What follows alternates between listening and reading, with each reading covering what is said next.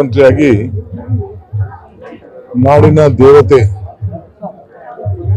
ಇಡೀ ನಾಡಿಗೆ ದುಃಖವನ್ನ ದೂರ ಮಾಡುವಂತ ದೇವಿ ದುರ್ಗಾ ದೇವಿಯ ಚಾಮುಂಡಿ ತಾಯಿಯನ್ನ ದರ್ಶನ ಮಾಡಲಿಕ್ಕೆ ಬಂದಿದ್ದೇನೆ. ಮೈಸೂರಿಗೆ ಮೊದಲನೇ ಬಾರಿಗೆ ಬಂದಿದ್ದೇನೆ ಮುಖ್ಯಮಂತ್ರಿಯಾಗಿ. ನಾನು ಹಿಂದೆ ಇದೇ ಸ್ಥಳದಲ್ಲಿ ಒಂದು ಮಾತು ಹೇಳಿದ್ದೆ, ನನ್ನ ಪ್ರಯತ್ನ ವಿಫಲ ಆದ್ರೂ ಪ್ರಾರ್ಥನೆ ವಿಫಲ ಆಗಲ್ಲ ಅಂತ. ಅನೇಕರು ಚರ್ಚೆ ಮಾಡಿದ್ರು, ಸಂತೋಷ ಪಟ್ಟಿದ್ರು, ನಗಿದ್ರು, ಟೀಕೆ ಮಾಡಿದ್ರು, ಇವೆಲ್ಲ ಇತ್ತು. ಆದ್ರೆ ನನ್ನ ನಂಬಿಕೆ ಚಾಮುಂಡೇಶ್ವರಿ ತಾಯಿಯ ಆಶೀರ್ವಾದ ಈ ರಾಜ್ಯದ ಜನತೆಗೆ ಸಂಪೂರ್ಣವಾಗಿ ಅವಶ್ಯಕತೆ ಇದೆ.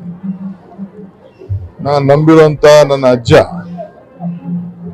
ಯಾವಾಗಲೂ ನನಗೆ ಮಾರ್ಗದರ್ಶನವನ್ನು ಕೂಡ ಈ ರಾಜ್ಯ ಯಾವ ರೀತಿ ಸುಭಿಕ್ಷವಾಗಿ ಇಡಬೇಕು ಅನ್ನೋದನ್ನ ಮಾರ್ಗದರ್ಶನವನ್ನ ಕೊಟ್ಕೊಂಡು ಬರ್ತಾ ಇದ್ದಾರೆ. ಸೊ ಧರ್ಮ ಕಾಪಾಡಬೇಕಾದ್ದು ನಮ್ಮೆಲ್ಲರ ಕರ್ತವ್ಯ.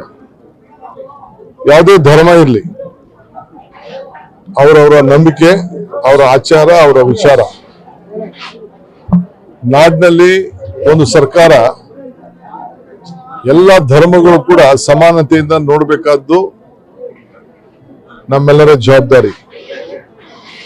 ಆ ನಿಟ್ಟಿನಲ್ಲಿ ಎಲ್ಲರೂ ಕೂಡ ಸಮಾನತೆಯಿಂದ, ಕುವೆಂಪುರವರು ಹೇಳಿದಂಗೆ ಈ ರಾಜ್ಯದಲ್ಲಿ ಯಾವಾಗಲೂ ಕೂಡ ಶಾಂತಿಯ ತೋಟ ನೆಲೆಸಬೇಕು ಅನ್ನೋದು ನಮ್ಮ ಮೊದಲನೆಯ ಕರ್ತವ್ಯ. ಇವತ್ತು ರಾಜ್ಯದ ಮುಖ್ಯಮಂತ್ರಿಯಾಗಿ ನಾಡಿನ ದೇವತೆ, ಇಡೀ ನಾಡಿಗೆ ದುಃಖವನ್ನ ದೂರ ಮಾಡುವಂತ ದೇವಿ ದುರ್ಗಾ ದೇವಿಯ ಚಾಮುಂಡಿ ತಾಯಿಯನ್ನ ದರ್ಶನ ಮಾಡಲಿಕ್ಕೆ ಬಂದಿದ್ದೇನೆ. ಮೈಸೂರಿಗೆ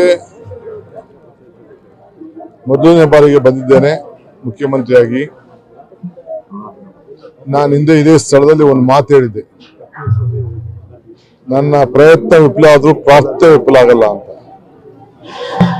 ಅನೇಕರು ಚರ್ಚೆ ಮಾಡಿದ್ರು, ಸಂತೋಷ ಪಟ್ಟಿದ್ರು, ನಗಿದ್ರು, ಟೀಕೆ ಮಾಡಿದ್ರು, ಇವೆಲ್ಲ ಇತ್ತು.